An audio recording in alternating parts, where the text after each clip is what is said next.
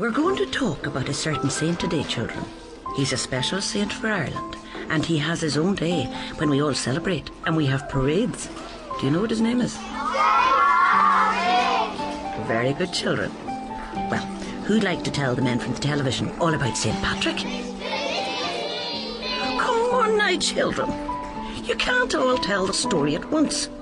Who can tell me about St.Patrick as a young boy?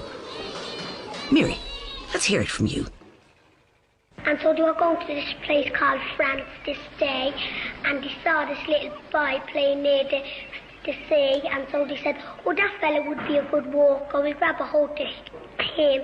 And so they grabbed a hold of him and they put him on the ship, and they sold him to this man named Michael, and this man named Michael took him.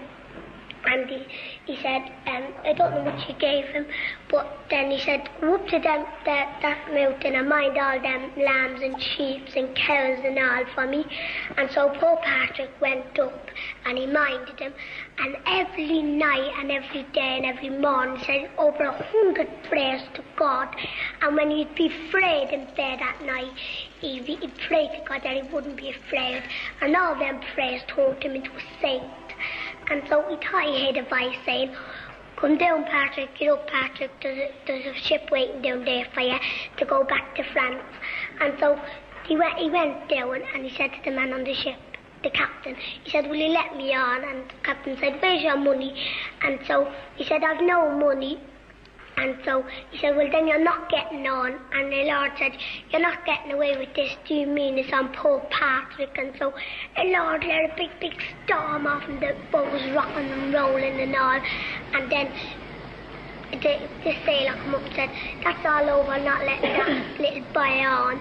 And so he said, go back and quick before we drown, and tell him that I changed my mind, I let him on. And so we went up after him, and he said he changed his mind, he ought to come back. And so poor Patrick went back on the boat, and he went home. And so his mother didn't know who it was, and so he told him his name, and they were delighted. And so they thought he was lost, because there was no guards, there was no papers or anything, no speakers to tell you, and because if you were lost over here, there was rewards to tell you something. And so they made this best meal for him, and so he was at the meal and he said, I'd love to be a priest, will you send me away to a college? And so they said, yeah, we'll let you go away.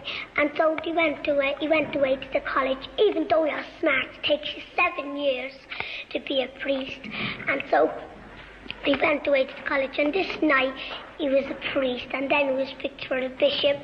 And so he wasn't going to sleep this night, and he thought he heard a little kid saying, come back, Patrick, and tell us about God. And so any other young fella say, well, he's let me there for 6 years, he's did meanless on me, he's let me starve, and he's took me away from my mother, I wouldn't go back there for anything. And so poor Patrick didn't say that, and he said, I won't keep it in for them, I'll go back to them and I'll save their souls. And this day he asked the Pope, could he go? And the Pope said yes, and he could bring a few friends with him. And so he brought his best friends with him. And when he got there, they didn't know where to start.